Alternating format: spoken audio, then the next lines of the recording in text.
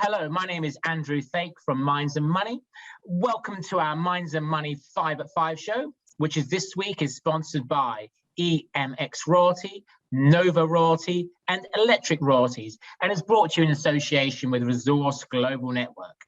We started our first 5 at 5s back in April 2020, intended as a stopgap show to bring the industry together whilst we were dealing with lockdown, COVID-19, and unable to travel.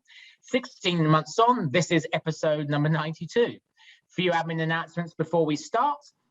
In order to go and make the session as interactive as possible, please feel free to go and post your questions into the chat box at the bottom of the screen.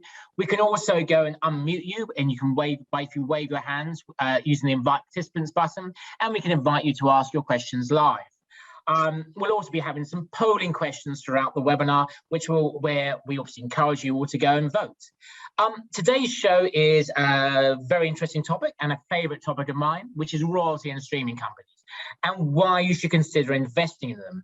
What I like about today's guests is that their companies are part of what I would call the next generation of royalty and streaming companies, providing opportunities to capitalize, for want of a better phrase, on the green revolution.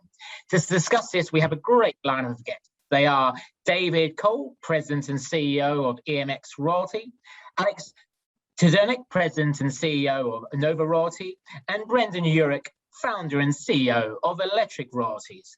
So to go and start off, let's start off by having a polling question, which I'm should be just bringing up on your screen now.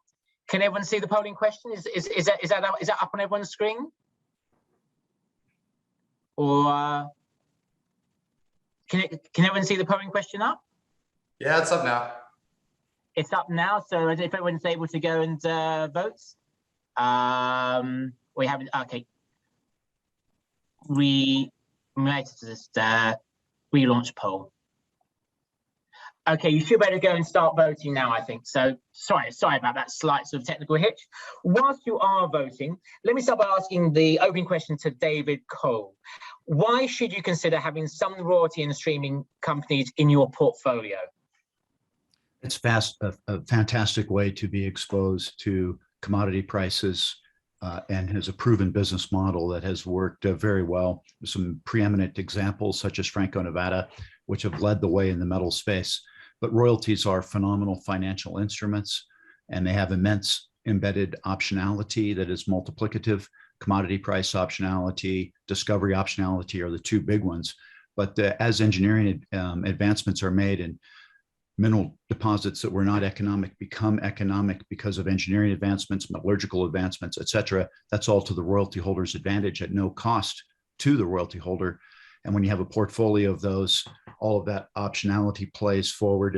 And as I said, there's some great examples over many business cycles throughout the recent history of the mining industry that show that effect. Mm-hmm. Bringing in Alex from Nova Royalty, how do average returns compare to mining companies over the last 5 years? Well, I mean, if you look at the royalty business, you've obviously seen royalty companies trade at much higher multiples than the miners, and so whether it's multiples of net asset value or earnings and the like, because you have a much lower risk business model. You're not responsible for the capital and operating costs, which is obviously a very big factor. So if you're fortunate enough to have a royalty on a high-profile, long-life project, it's really one of the best things out there. You're taking money off the top, and something where so much effort and capital goes in. So it's exciting. Mm-hmm. Just actually ending the poll here, because it nicely takes on to the next question. I was slightly surprised to see the answer. I mean, I would have voted 20% because that's what my allocation is into like royalty and streaming companies. But I see quite a few of you got 0 to 10%, and quite a few of you also got none as well. Brendan, what allocations should you have into royalty and streaming companies? Yeah, well, look, I think if you're investing in, trying to get exposure to commodities, there isn't a better way to do that than via a royalty company. Like Alex said, I mean, it's a much lower risk business model. At the end of the day, you're talking about diversification of assets. So you're not kind of putting all of your eggs in any one basket. But at the end of the day, it costs nothing to hold a royalty. We are not on the hook for ongoing development costs, capital costs, cost overruns, et cetera. All of that is done by, third parties at no cost or expense to us as royalty companies. And you don't have to have build out a big team, right? I mean, G&A is very low. So most of that revenue that comes back, that's all profit. And that's a big difference, I think, between royalty companies and operators. They might have very big revenues, but, how much profit do they actually keep back? Whereas a royalty company can kind of, go along and with a very, very small, cost of capital, very small staff moving forward. And so most of the cash that you do get back is all, basically on the top. Same with you, sort of, Brendan. When I joined Minds and Money back in 2014, the royalty and streaming business model was traditionally gold and precious metals focused. How transferable is it? Well, I guess it's a bit of an easy question because you're going to say yes, but how transferable is it to battery metals to non-precious metals? Because I think one thing that strikes me as being interesting is all three of you have sort of, battery metals to some extent in your portfolio. Just with you, Brendan, was that as a direct result of the green revolution, decarbonisation sort of trend that we see playing out in the mining industry? Yeah, absolutely. Where you kind of situate yourself in the market is one of the key things we had to decide before we started this company up. And I think when you look at the exponential growth demand forecast you see across all these different metals, that's an exciting opportunity. It's not too many times in life where you can see 2 decades runway ahead of you. And so that is definitely, why we're part of this sector. Another one is there's not a lot of competition yet in our space. And so that's always a nice place to operate. At the end of the day, is it transferable? I think so. Yes. I mean, ultimately we're doing it. There's some modifications that have to be made, the old, smelter, net smelter, arrangement, maybe not is the case in all of these different commodities. And I think the big problem or the real benefit that gold and silver had is that, those tended to happen, together in deposits, gold and silver, where streaming companies kind of had issues where they try and pick up, say copper as a byproduct on a gold mine, where you have the gold miner then incentivized, not necessarily to produce as much copper, but where you look at most of our deposits that we're buying into, the underlying commodity is the primary commodity. And so it's not like we're trying to pick off byproducts of mines that are producing something else. These are all primary mines, by and large. So it's very transferable. There's no issue technically for making that happen. It's definitely a few differences, and each of these commodities is different. But definitely transferable and no real issue to transferring, a lot of the benefits that the precious metal groups do, to our space as well. Going back to sort of like Alex, I mean, if you can give us an idea, I guess, that when you do provide sort of funding as to how does that sort of like work in sort of like kind of practice? Can you kind of give us examples of recent sort of like royalties that you've kind of done, and then how it's worked out in practice, I guess, with the negotiation with the other partner? Well, I mean, it's interesting. I mean, if you look at how we set up our company, we're predominantly focused on one commodity, which is copper. That's about 80 to 85% of our value right now. We've got about 10% nickel, and we like strategic nickel deposits, but really the company is very much about copper. If you look at that business, it's a business of very large mines. When you look at global copper production. So we focus really on acquiring existing royalties on top-notch deposits, just given the nature of the companies that own them. So if you look at our portfolio, it's Thake, Newmont, First Quantum, Antofagasta. You're not going to walk in there and originate a royalty today. I mean, I think that's just not realistic. Your one opportunity to get a royalty in these deposits is to buy the existing royalty, which is held by the prospector, which often sold them the deposit in the first place. So we've really set our business up globally to deal with those types of groups, the original discoverers of deposits, and buy those royalties in a way that makes sense for everyone. So they get a chance to get some cash and equity in the process. And so that's really been the focus for us. As we grow, we'll definitely look at originating royalties on deposits as the sector rotates. But to be perfectly honest, we've been very focused on the existing royalties today. Mm-hmm. Question for David is: are there too many royalty and streaming companies now in the space? Well, I believe the free market determines that, and the fact that there's been a plethora of new entrants into this sector is illustrative of the fact that royalty companies are doing very well, And so it only makes sense that more entrepreneurs start royalty companies. We are starting to see some rationalization of that. There's only so many royalties that go around, but I expect that over the course of forthcoming cycles, that some will get washed out and some will do very well. Mm-hmm. And then I guess sort of like one of my sort of last questions in this section, I guess back to yourself, Brendan, which we were discussing beforehand. I guess from an investor side, I think everyone gets to know the arguments that the three of you have all sort of like talked about. Sometimes people have described the conditions on the terms and conditions on the mining side as being quite harsh. So it's been described as taking down sort of as a bit like taking out a pay down, a bit like taking out a payday loan by some critics. Are the terms too harsh for some of the mining companies that enter these royalty and streaming agreements? Yeah, I would completely disagree with that. At the end of the day, not only is a royalty company good for investors, but it's actually a great financing, vehicle method for actual operators and companies. I mean, at the end of the day, there's two kind of things, right? If you're looking at equity, the valuations in our space, especially the clean energy metal space, although they've taken off, there are times where if a company has to go raise $5 million, they're talking about 25% dilution to the company. And that's a real important factor. If you're going to dilute shareholders 25%, so at the right valuations, royalties are a fantastic alternative. And then if anybody's really kind of knocking royalty financing, nobody's taken on royalty financing and lost the project, right? So debt financing, taking on debt at the wrong time, versus a royalty, we don't have any security. We're not mandating that you pay us by a specific time, right? When you're producing, you're paying us. When you're doing better, you're paying us more. When you're doing worse, you're paying us less. So in that sense, we're very much interest aligned with operators. So we fill a niche, right? There's, the right opportunities, right times where royalty financing, quite frankly, makes sense. We can come in a little bit earlier than debt. We're not going to take your project away, right? Like I said. And on the equity front, it depends really on equity valuations and relative dilution of the company. But in our space, there's always companies that are undervalued and, can really use that, alternative financing. Okay, well, thank you very much for that. Let's move on to our first presentation. And we heard from him earlier. He's David Cole, President and CEO of EMX Royalty.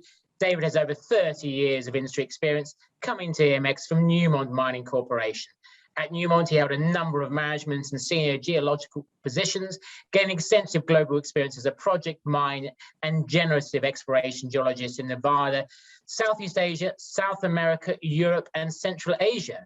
I don't know if there's a single continent or anyone in the world that you haven't worked for, David, but would love you to be able to go and share your slides and talk a little bit about as to, having now convinced ourselves about investing in royalty and streaming, why we should be investing in EMX Royalty. Yeah, I'm happy to do that.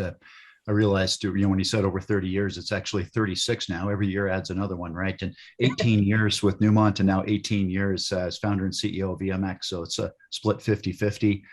Both have been a whole lot of fun. But let me share some screen here and move into a very brief PowerPoint presentation. And I will say that one of the differentiating factors of EMX is our business model. I'm a big fan of the royalty model in general. Many companies approach it in different ways and have been successful. That's because royalties are phenomenal financial instruments. So even though we approach the industry differently, the companies can still be very successful. And there's a number of different examples of that. What makes us particularly differentiated within that group is the fact that the bulk of our royalties we have grown organically by execution of the royalty generation business model, which is where we acquire large tracts of prospective mineral rights, add value by building economic geologic models, and sell that to an industry that's hungry for discovery opportunity in exchange for cash, shares, work commitments, and always royalties on the back end. To augment that portfolio, we also buy royalties, and some of the key royalties that are in our portfolio we have purchased, including some big ones that have been announced just in the recent months and that are transformative to our cash flow. So we've been building the base of our pyramid with the organic growth, and now we're populating the top of the pyramid with cash flowing royalties. We're very excited about that. We've also done exceedingly well with our strategic investing over the history of the company.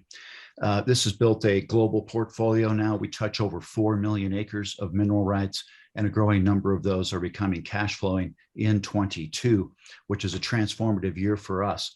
With the world-class Timok project in Serbia, that's one of the largest ongoing copper gold development stories in the world, which we contributed to the discovery of. That we have 0.5% royalty there. That's a company maker in the portfolio, and is a great example of the execution of the business model. Balya is an organically grown royalty, 4%, world-class lead zinc silver operation coming into production also at the end of this year. Then the portfolio we bought from SSR Mining Corporation, including the Gediktepe oxide, 10% royalty, is going to be a huge cash flower for us. That's going to add $15 million to our top line revenue over the course of forthcoming years. We have the cash flowing royalty at Caserones, which is a beautiful long-term, long-lived copper asset in Chile. We're very happy to have that. I could go on, but that's a good summary right there. 22 is going to be a big year for us with substantial new cash flow coming online. Okay, well, have you got one more slide to show, or is it now over to Q&A, No, David? Oh, no, over to Q&A. Sure. Great stuff. Okay, let me just dive in with a couple of questions. I saw on one of your earlier slides that your royalties were spread across, I think it was 10 countries. Apologies if I got the number wrong. Might be Are a there any dozen. countries that you wouldn't consider? Sorry? So it might be a dozen. So we've even worked in Haiti, for heaven's sakes. At one point in time, we owned 11% of the mineral rights of the country of Haiti. We sold all that to Newmont Mining Corporation for $4 million and 0.5% royalty. They now manage that. But that's just an example of how we execute. But we also have we touch 12,000 mining claims in the Western United States, and we're the largest mineral rights holder in all of Fennoscandia, Norway, Sweden, and Finland. So just in terms of these kind of like countries that you're involved in, and some of them obviously have greater political risk than others. How does a royalty company manage political risk or risk on the ground or whatever form of risk on the ground there is when you are one step removed from the management of the company? Well, this is one of the beautiful aspects of royalty generation. It's extraordinarily inexpensive. We're being paid to create royalties, and all those risk factors are put onto the counterparties once the assets are sold. And that way we can create commodity diversification, political venue diversification within that portfolio. And all those risks are on our counterparties. Now, of course, there's some important decision-making with respect to whether we are staking mining claims in Nevada and selling those and creating royalties, or in other countries around the world.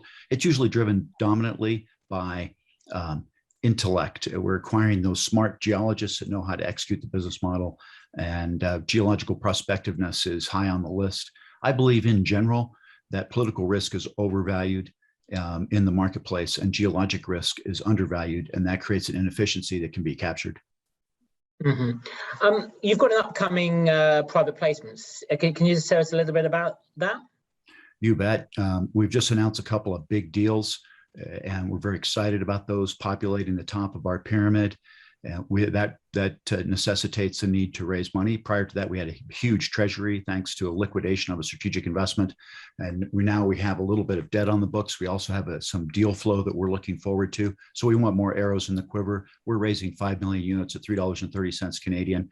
Very confident that will be easily accomplished. Mm-hmm. There's a question being posted in the chat box. I'm going to ask it to you, and if you're unable to ask it, you're welcome to pass it over to Alex or Brendan. And the question, just let me get it up in the chat box, is what separates precious metals from other is that streaming remains a gold-silver factor. Are you or the other two panelists expecting streams to be done on base or battery metals? Is that question for me? Yeah, I'm going to ask it for you, but you're welcome to go and pass it along to Alex or Brendan, or Alex or Brendan are welcome to go and chip in afterwards. So that's a question that was specifically referencing streaming. Now, we'll point out that we do not own any streams, and there is a distinct financial difference between royalties and streams. Streams are great.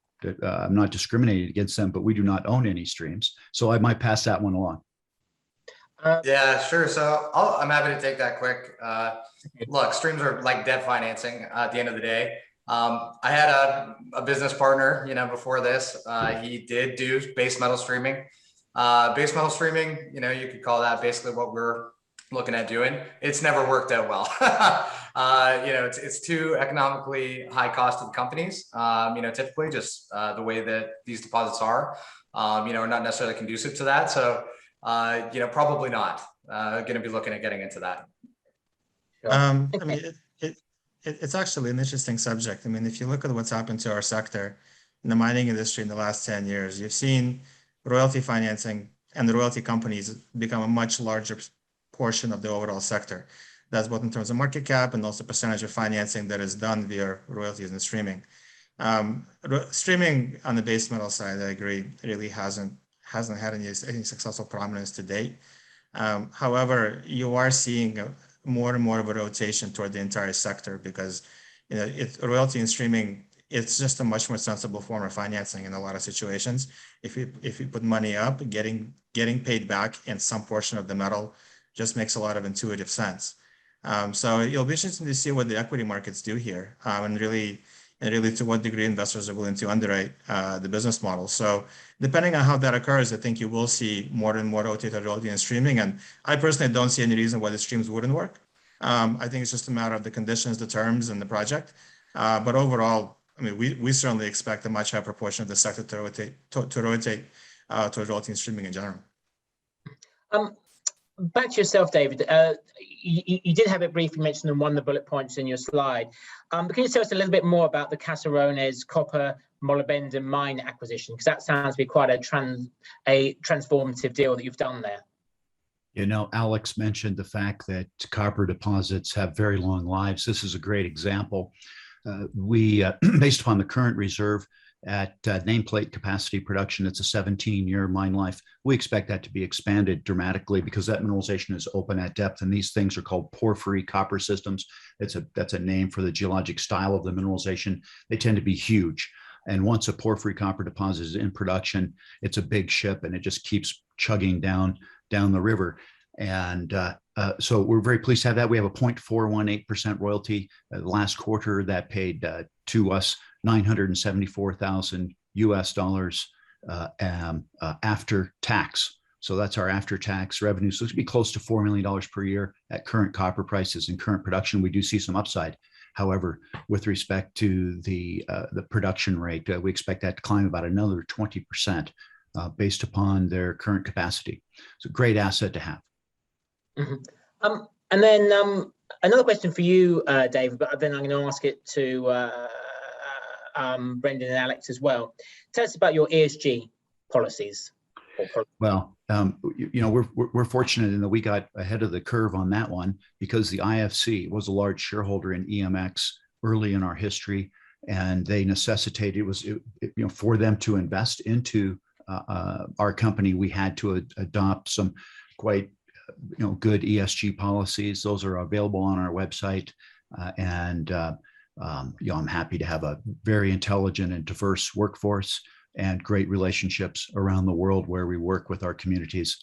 And the IFC was a contributor to our mindset with respect to that early in the history of the company.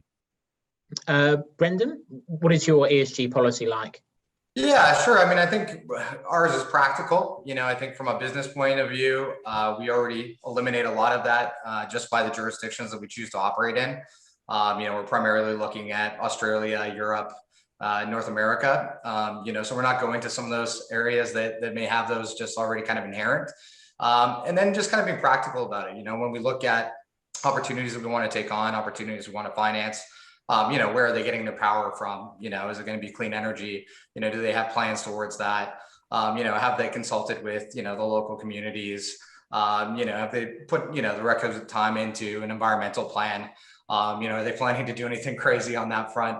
So just being practical on kind of a case-by-case basis in terms of, who we get involved with and partner up with. And Alex, what is your company's ESG policy? It's the right question. I mean, I think when you look at which companies will succeed or fail, your ability to be a good citizen is probably the most important thing of all. I mean, for us, the first thing we look at is the operator. I mean, and really, I think from a royalty company perspective, the best way to have a strong ESG track record is just to be very selective on the types of operators that you choose to associate yourself with. In our case, it's really the major mining companies, whether it's First Quantum, Teck, Newmont, Antofagasta, and the like. That's the bulk of our portfolio. So we're very comfortable with kind of really trusting those companies who, if you look at the individual policies, are extremely comprehensive. Kind of to really take the lead on that. And but for us, absolutely, location, project, operator, overall region, those become paramount because that's really where the world is right now. Mm-hmm. Well, let's stay with you, Alex. And I did even introduce you briefly before, but Alex is president and CEO of Nova Royalty. Alex, I think you've got over 15 years experience in the metals and mining finance area as an executive, investor, and corporate advisor. So, Alex, the floor is yours. We'd love to hear an update of Nova Royalty and why we should consider investing in Nova Royalty. Excellent. Let me just share the screen. I got a few slides, although I think we've got only a few minutes. So just kind of a little bit about us. We started the company 3 years ago, and the objective was really a very simple one.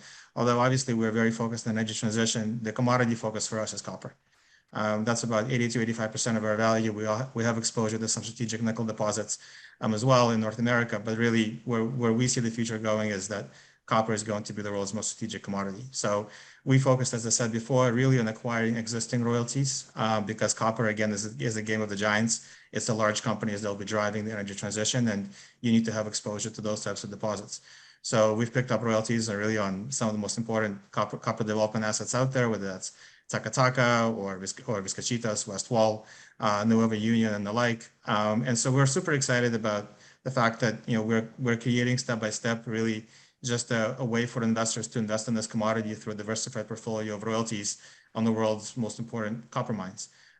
We've just picked up our first cash flowing royalty back in August on an excellent mid-sized mine called Aranzazu, which is owned by Ora Minerals, which has done an exceptional job of growing production resources and dropping costs.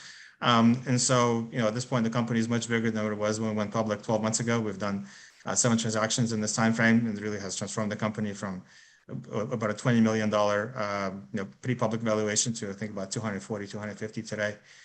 So we're very excited here as the space develops. We've got a great pipeline of opportunities that we're looking to follow through and really add some cash flow, near-term cash flow to the story that balances out the portfolio with our excellent development assets. And hopefully, as we grow, investors will see that this is a great way to participate in the copper sector for generations to come. So just a little bit about the portfolio. This is the map in terms of where we're globally situated. These are our key development assets. Tsukernik probably first on the list here, just given its priority level within First Quantum. Really one of the world's best copper development assets, the 3 billion ton ore body and growing. They guided toward a production decision in 2023-24. And then Nueva Union, that's a Teck Newmont joint venture. Both companies have adjusted repeatedly. I believe they called it a multi-generational development opportunity. And then the West Wall Vizcachitas complex over in Chile. These deposits are 20 kilometers apart, located in Chile's second largest copper belt, where I believe 25% of the country's copper production comes from. These are the 2 largest, most advanced greenfield projects out there. So we're excited to see as appetite for copper really speeds up here and everybody understands how important it is. We feel like we own the royalties on some of the most strategic production centers of copper anywhere. And then this is just about Aranzazu. This is a royalty we picked up back in August. Really, copper, it's tough to find really successful mid-sized assets in copper because the capital often eats any operating success that you have. However, in this case, they've done an exceptional job. If you look at the performance of the asset, they've increased production a fair bit. They're looking at doubling it again. Our royalty pays about $1.5 to $2 million a year right now, and they're talking about doubling production. So we're excited about that becoming a meaningful cash flow generator for the company. In the meanwhile, it covers off our G&A, which is great as we continue building Nova. Okay, I'll kick off with an opening question. Now, also, you've got a couple of questions from the floor. So if I've got the number correct, I think you've got 20 assets. Yes. So what is your future growth plan for 2022? And if it is to expand and acquire more assets, how are you equipped from a cash management perspective? Well, I mean, so I think the way that we really see the company is basically you're building an inventory of copper exposure, hopefully for generations to come. So we've been growing the company by acquisition from the very beginning, and the shareholders have been there from the very beginning, have done extraordinarily well. So from the perspective of funding it through internal cash flow, that's not realistic, because you're looking to acquire sizable assets to make a real difference. But again, if you look at the sector, you're buying assets based on what's a 20, 30-year mine life, but you're talking about mines that will go for 70, 80, 100 years. So if you can pick them up in the correct structure with proper pricing, and you add them to a diversified portfolio, that's an asset that investors really should be excited to keep funding. And that's been the case to date. So we're also much more focused right now on adding near-term cash flow, both existing and development, because we'd like to add a bit more balance to the portfolio. Because right now the portfolio is very focused toward assets that are really this first stage of the big development assets that are due to come into production in the late 2020s. So we feel that as you create sort of a fully balanced portfolio, it really becomes a unique asset, because if you look at what's out there in the copper space, you have sort of the big mining companies, which are really focused much more on iron ore. You have a handful of copper producers, but again, copper production is a tough business. I mean, you've got higher taxes, higher royalties. Costs always have a funny way of catching up to revenues, even in a very good commodity price environment, which is what makes the royalty model really attractive. So as we grow and diversify here, and if you look at the quality of the assets, it's really tier 1 type stuff. We think it really becomes an attractive way for investors to participate in the whole sector. There's a question posted earlier by Peter Epstein, and his question was, which countries are best for exploration development among Chile, Peru, Argentina, and Ecuador? If I recall your slides correctly, you've currently got assets in Chile and Argentina. Mm-hmm. Would you ever consider Peru and Ecuador? Well, you're always looking. I mean, I think it's just a question of what's your risk appetite. So I mean, Chile is by far the world's biggest producer of copper. I mean, produces a much higher proportion of copper than Saudi Arabia does of oil, just for some perspective. So you have an infrastructure that's established for the mining sector, which is woven into the country, in every possible way. So we're very comfortable with that jurisdiction. You look at Argentina, we're in the Salta province, where Tacataca which is probably as friendly a jurisdiction as you'll find in the world as far as the mining sector. A lot of these things are very local and very specific, so you really got to be careful about where you go. Peru and Ecuador, have we looked? For sure. I mean, Peru is obviously an established mining jurisdiction, although, obviously there's been some issues lately. It's just a question of how much risk do you want to take on in a specific project. We don't consider ourselves a first mover in geopolitical risk. I think we're pretty conservative. If you look at the locations where we are, we'll continue being that way. There's another question posted by Tom Sotter. How does an investor determine the value of a royalty company when most of the royalties are in the development or exploration stage, and few of the royalties are in producing mines? Yeah, look, I think it's an excellent question, because this is the sector which I think has proven elusive for people to put a valuation on, because especially in the younger end of the royalty companies, because they're all busy growing. So I mean, for instance, we've been that. Obviously EMX and Electric have done the same. So it's always a question of what am I investing in? I remember all of our financing rounds, and you come up to talk to people and say, okay, so you have this, and then you say yes, but 12 months ago we had just a fraction of this, and then it's just a question of what you guys are comfortable with in terms of how you want to be positioned. For us, look, obviously most of our portfolio is in development stage, but we also feel like this is very much the tip of the spear as far as what the world's going to need as far as major copper assets to come into production. So we feel like the execution risk there is much, much lower than you're going to find in some other projects. And then obviously you can do that in any number of ways you're comfortable with. You can choose your discount rate, you can choose your commodity price, you can choose through your production rates. But fundamentally, I think for any company, you really need to understand what is management really trying to do and what is the strategy. Because we live in a world where most things change, but one thing that ideally shouldn't change is what management is trying to do, what kind of company wants to create, what exposure that means, how do they think about capital, and what's actually in it for the shareholders. I mean, in our case, look, it's a really simple proposition. We've been very clear about what we think is the world's most important commodity and how we want to get exposure, and we'll just keep on doing the deals that make sense to us to keep adding to that exposure. How much percentage of the business do you own? I own right now about 3% of the company. Okay, and then the rest of your management team? I think in totality, if you look at management, founders, people earlier, it's about 20%. Okay, sure. And then who are your main shareholders currently? So outside of management, BD Capital out of Vancouver. So one of the largest real estate investors in Canada. They're our largest shareholder, own about 11%. And then we have a bunch of institutions, US Global Resource Capital, also a number of investors who are early with the company, like Peter Schiff, Doug Casey, Adrian Day, Paul Stevens is here. So they own a decent percentage. So we've been very fortunate, really, from the very beginning. Again, we only started generating revenue with the Ranzo acquisition, but we've been very clear about the types of asset and portfolio we wanted to build, and we've been very lucky. Investors have supported what we've been trying to do. Yeah, I mean, your sort of like institutional base sounds really, really strong. Final question for you, and you're welcome to answer, or you're welcome to pass it along to Brendan or David. It's another question from Peter. What could go wrong with a copper narrative such that the copper price over the next year is under $3 versus over $4? Do any of the panelists have long-term price targets on copper? Thank you. Let me just take a stab at it, and I'd love to hear what Brendan and David have to say. The reason we pick copper is because we're not too worried about the narrative. I mean, this is a commodity which is the keystone of the old world. It's ubiquitous in a new world, whether it's wind, solar, EVs, EV charging infrastructure, anything else that requires conductivity. I mean, I'm not a big fan of narratives, to be honest. I mean, we really like simplicity.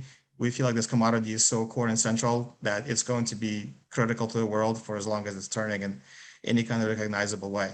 The short-term price environment, listen, I don't know anything more than anyone else, but we're extremely comfortable with where the commodity fits, and particularly where our projects fit, because that's really what it comes down to.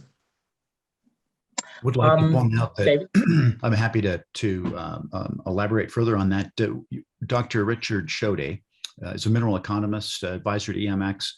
We love his work. His work's available to the public, so you can Google this up. But he anticipates that the globe will consume over the forthcoming 20 years as much copper as has been produced throughout all of history.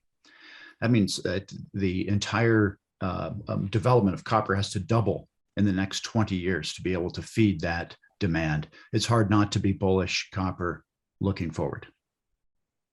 Yeah. And just to endorse what David said, if Dr. Richard Schode says it, then it's probably right. Is in the industry is if for like those of you who haven't met him, the guy is, I don't use the word genius often, but I think I'd use the word genius with him. A really, really smart person. I think in the interest of time, we should move on to our next mining update. You have heard from him before, Brendan Yurik, founder and CEO of Electric Royalties. Brendan is founder and CEO also of Evernorth Investments, a financial advisory group to junior mining companies for alternative financing, debt equity, and M&A, with experience in over $2 billion in mining finance transactions throughout his career. Brendan, the floor is yours. Awesome. Thank you, Andrew. So Electric Royalties is a royalty company really set on acquiring royalties on the mines that are going to supply the metals needed to move towards a clean energy future. We're the only kind of group out there right now focused exclusively on the entire suite of metals, of which we're targeting 9. Copper, everyone's talking about copper. Copper has a very good outlook, in my opinion. It all comes down to supply and demand. David hit a good point there. We're going to need as much copper as we've used in the next decade, 2 decades, as we've used in human history. And I think when you look at the broader, scope of metals that we're targeting, including lithium and graphite and cobalt, zinc, etc., it's a very similar story, if not more pronounced. You're looking at need to, increase production on lithium by 5-fold over the next decade. So it's a very exciting time, very exciting opportunity. Where we're at today, we have 17 royalties in our portfolio. Most of them are advanced stage assets. We're targeting primarily North America, Australia, and Europe. Looking for safe jurisdictions, that actually might supply that metal, to those battery factories, in those places. And, we closed our first cash flowing royalty over the summertime. It's the MTM zinc royalty down to Tennessee. We actually brought in Sprott Royalty and Streaming as a co-investment partner on that. So they came along, co-invested alongside us. for about $13.5 million. It's operated by Trafigura, long operational history. We're expecting that'll be producing for decades to come here in the future. So we're excited about that. We've got a couple other royalties in our portfolio that should actually naturally come back into production over the next kind of 12 to 18 months, including our Oche lithium royalty, which is right situated next to the only producing lithium mine in Canada, and operated by Sayona Mining. So they're actually putting together a plan right now to blend the ore from that project to ramp up production at the mine. Should expect that to come back and hear some more about that in the latter half of next year. And then our Grafmana mining complex royalty, as part of our partnership with Vox Royalties, we picked it up. That's on care and maintenance right now, but that basically shut down because of COVID rules in Madagascar, but they had 30 months of continuous production, qualified all of that offtake. And so we're expecting that'll be coming back online, sometime in the middle of next year as well. So, kind of eyesight on 3 cash flowing royalties from our current portfolio, just naturally moving forward. But as Alex mentioned, we're not, standing here still, plan to be very active, picking up new deals and, growing the company as we move forward. Where we're at today, we're, still a very small company. We're a 30 million market cap. We've got about 3 million cash, all in fully diluted. We've got about, 85 million shares. And, really just kind of getting started. We went public during the middle of COVID last year. Really kind of just catching our stride now. So, we've had 100 million raised and invested by operating partners, moving our assets along over the last 12 months.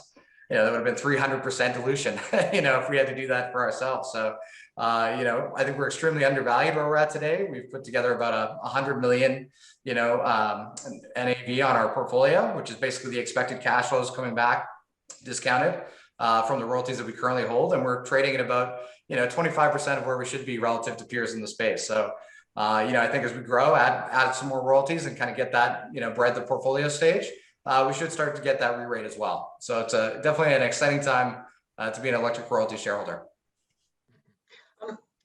Just to sort of like open with a couple of questions, I think on your slide decks that I looked at a few days ago, is you listed, I think it was 9 battery metals. The majority of your early investments seem to have focused on lithium, cobalt, and graphite. Do you have in mind what the weighting of commodities should be or will be in the Electric Royalties portfolio, or are you battery metal commodity agnostic? Yeah, so we have a business plan. The business plan is to actually stay diversified across each of these metals. And that way we're not really making a bet in terms of where battery chemistries are going to go, what technologies might come to the fore. I think there's supply side disruption risk across each of these commodities. There's definitely technology risk. The only bet that we really make is that the world's always going to try and use cheaper metal if they can. And I think you see that from a lot of the technologies being developed. I always say it's very simple, right? You have to have that value gap for somebody to get off their ass and actually go create that technology. And you can capture it if there's a difference between metal prices. So, I think it's important to stay diversified, in that way. Like I said, they all have exponential growth forecasts. Ultimately 1 or 2 might fall to the wayside. But by doing that, we're more tying ourselves into this broader clean energy transition, than any one commodity. And so that's definitely part of it. I would say that while we do have quite a few lithium royalties, we do have, quite a few graphite royalties we've done. Part of that is about the space. Our manganese royalties cover the only district in all of North America, being developed for the EV space, in terms of manganese metal for the EV space. So, there's one district all of North America, we've already got it, and so that's actually going to be a very big royalty. I think it's very key. It is difficult and different though for each of these commodities. Vanadium deposits, for example, primary vanadium deposits don't seem to work. So, if you want to get vanadium exposure, you got to get a little creative. Why don't primary vanadium products work? They're just not economic, quite frankly. It's, most of the vanadium that's produced in the world today still comes from sludge, from the steel industry. I think it's like 60–70%. So there's very few primary vanadium mines out there. And obviously we like vanadium. We wanted to get some exposure. So we had to go after it as a byproduct of a mine. It's probably the best iron ore development project, partially because of the vanadium. But you have to get creative. And so, I think people underestimate the fact that there just aren't a lot of these deposits out there, and in some cases, we've already got royalties on the only primary zinc producer in the US, all in and around the only producing lithium mine in Canada, on the only manganese district in all of North America being developed for the EV space. And so, our Grafmana, that's one of two ASX companies actually capable of producing graphite today. So I think we're kind of picking up, at this point in time, ahead of everybody kind of jumping into the game, royalties on all the key, most advanced stuff, and the deposits that we really like. So, from that point of view, it's exciting, but definitely want to stay diversified. That's part of, that lower risk business model and royalties, not being just diversified across assets, but also these commodities. Another question sort of sent in was that on battery metal technology, lithium-ion batteries are now the sort of like norm. Any views on solid state? Look, I mean, that's partially, we don't want to be making, bets in terms of where these, battery chemistries are going to go. Ultimately, our experiences in mining, and I think we're very good at that. But it's very tough to keep up with all the different developments. I mean, we definitely keep posting on them. But at the end of the day, that's not necessarily our core business, is making bets on, where these chemistries are going to go and what's going to happen in the future.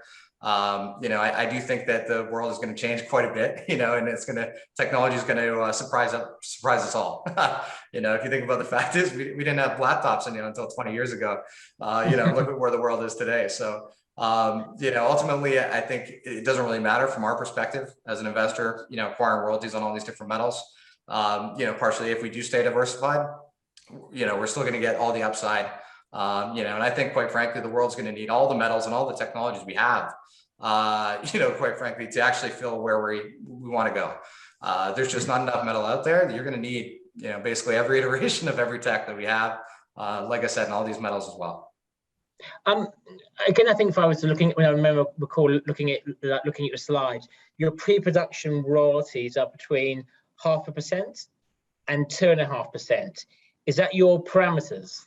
And I guess would you consider having more than 2.5%, or is that your kind of like ideal sort of like investments? Well, so historically, that's typically where you'd see deals being done at.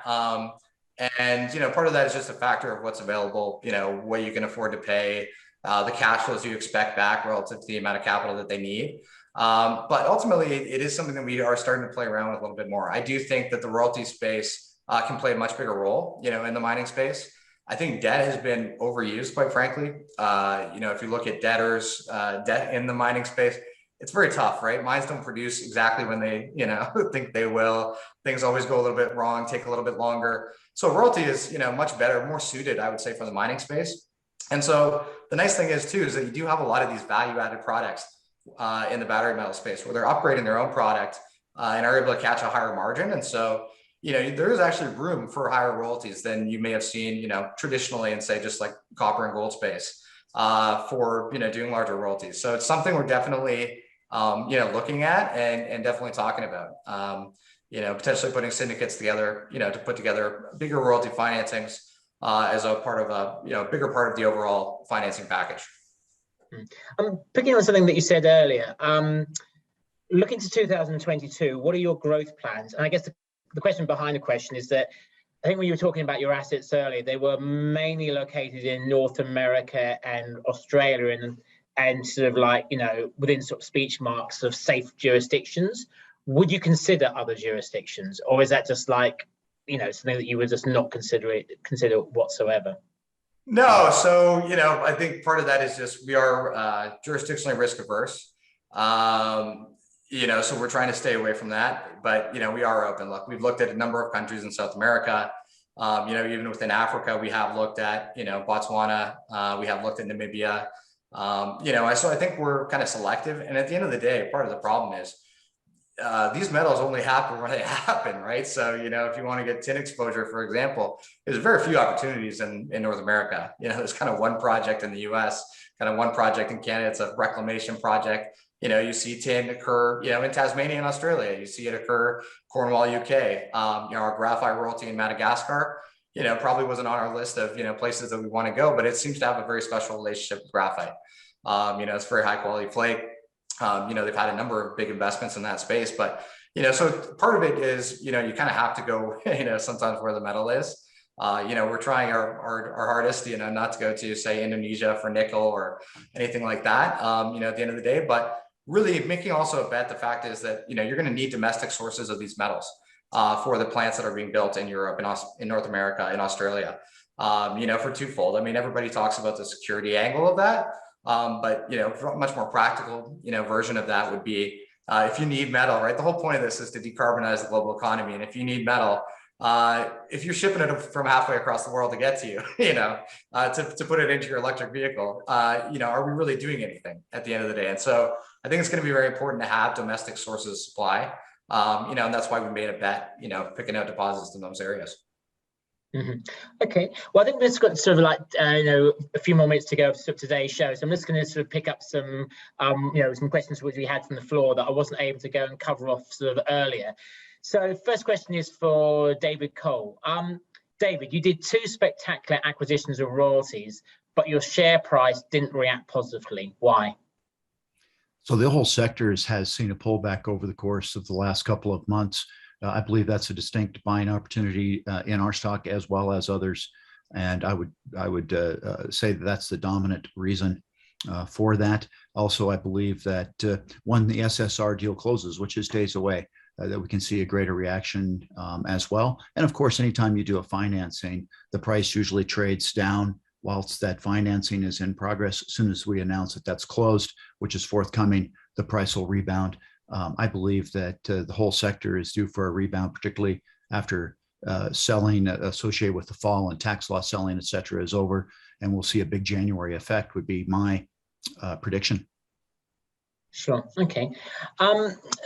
There's also a question from the floor about, from just reading it correctly. I can ask this to anyone. Just more of a general question about, I mean, I think that Brendan touched on a couple of like African countries he was considering earlier, but then some of the audience has also posed a question about what about Zambia? Brendan, is Zambia or a country that you would sort of like consider investing in, or? Well, I think for us it'd be wait and see. I think the big problem with a lot of the countries in Africa that we look at is unpredictability, and Zambia has a history of that. So probably wait and see for us, as it were, but definitely a place where there's some good copper deposits. I'll tell you that. Sure. Okay.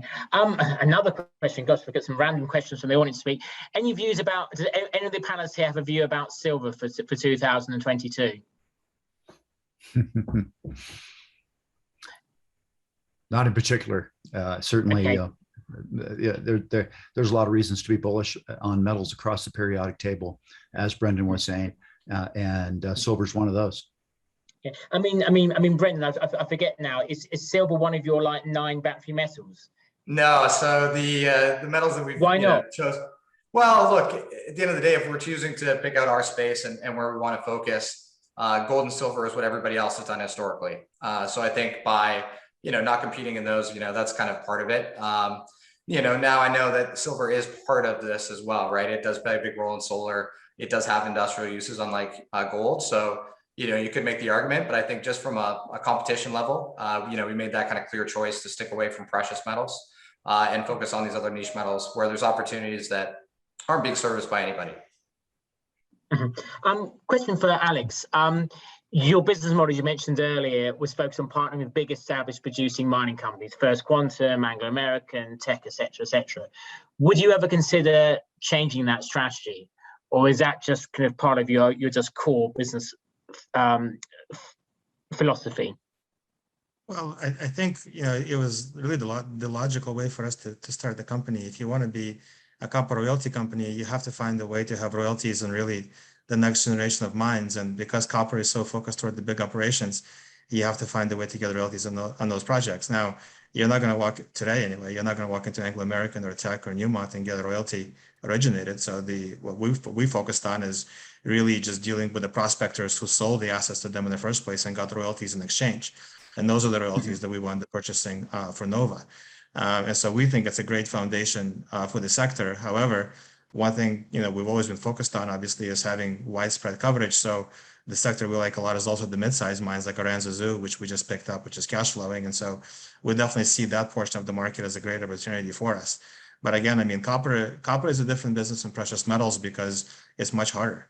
The capital is much higher. The technical complexity is much higher. If you look at the junior sector in copper, it doesn't have the same diversity or track record of success that gold does. So if you're going to be a royalty company in the sector, you have to just be realistic about what that means and really target the opportunities which legitimately can produce. And the good thing is once they produce for on timeframes that just gold space doesn't see. And I think that's the most exciting part. And I think you're trying to convey. I mean, there's a huge scarcity value to having royalties on a good portion of the development pipeline that the majors have, because even when they want to build them, they can build one at a time. You don't have the ability to go do more than one because it's going to take billions in years. So that was our first. That's really the first leg of our growth. But definitely over time, we'll be creating royalties on exciting mid-tier operations. That's definitely going to be a part of it. And just again about maybe changing your strategy over time. Currently, the secret to your success has been this focus on copper. Would you consider going down the line other battery metals, whether it's nickel, whether it's lithium, whether it's cobalt, graphite, etc.? Well, look, we like nickel. I mean, we have nickel exposure to selected deposits, that we think are going to be a part of the future North American sort of EV supply chain, no question. But when you look at, but we also want to be very simple and kind of provide investors something very clear. We think copper is the most strategic commodity in the world. It's already a $250 billion market, and it hasn't even begun to really kind of come into its own, given its uses in every aspect of decarbonization. So until we run out of opportunities in copper, which we don't see happening anytime soon, we really don't want to focus on anything else. And we'll pick up nickel exposure whenever we see good opportunities. That's definitely part of our business. It's just when you compare the two commodities, one is undeniably larger. Sure. Okay. Well, thank you very much for that. There's just one last question that's been come into our chat box. Dave, I don't know if you can see that. Is that a question that you're able to answer about your private placements? I'm happy to discuss it. Do I guess right that insiders you think that your share price will be 50% higher than it is today? Yeah, I absolutely feel that there's immense value within our portfolio. This optionality is one of the great aspects of royalties. Is fat. We've been building this pyramid, and we have immense optionality in that, and I think the marketplace will fully appreciate that in forthcoming months. They ask a question specifically about the value of the warrants going out to. You could do a Black-Scholes calculation to calculate that. I would estimate it to be right around 50 cents. Those warrants that are being issued are planned to be tradable and transferable warrants. Okay, well, I think that we're kind of coming up to the hour, so we are out of time for this week's show. But I really think this week's show was really sort of interesting, and I saw at the start of the show that it was, there was quite a lot of you that don't have royalty and streaming companies in your portfolio. One recommendation I would have is just definitely go and make sure you have a percentage of your portfolio diversified into royalty and streaming companies. They are a good investment, and as we heard today, they kind of will make you money over the time. And if you decide to go and invest in royalty and streaming companies, we had 3 fabulous companies today in Electric Royalties, EMX Royalty, and Innova Royalty. So thank you very much to Alex, Brendan, and David. Also thank you to our media partner, Resource Global Network. This is myself, Andrew Thake from Minds and Money. Have a great rest of the day and great rest of the week. Thank you, Andrew. Thank you, Andrew. Thank you very much.